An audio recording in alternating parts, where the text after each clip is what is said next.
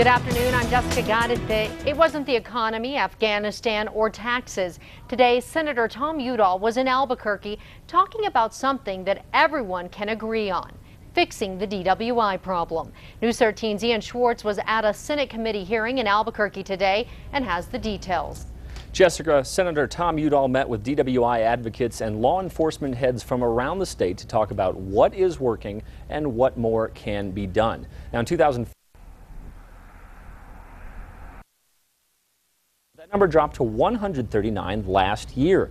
The drop in deaths has been attributed to more checkpoints, ignition interlock devices, tougher sentences, and more anti-DWI ad campaigns. New Mexico Department of Transportation officials testified about all of that and other DWI data from New Mexico. Albuquerque's mayor and police officers from around the state also testified about the hearing and what can be done to combat drunk driving. They say more federal grants and more checkpoints and saturation patrols would help. They say they also want more drug recognition experts. Udall says more focus is needed on getting first-time DWI offenders before their poor choices end someone's life.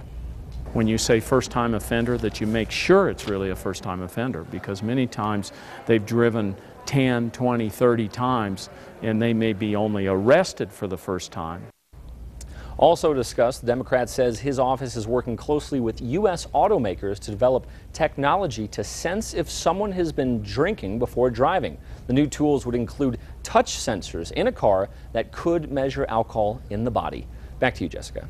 Okay, Ian, Udall also introduced a bill last year to require ignition interlocks nationwide. The bill stalled. He will take what he learned at today's hearing back to Capitol Hill when the Senate returns from recess in the fall.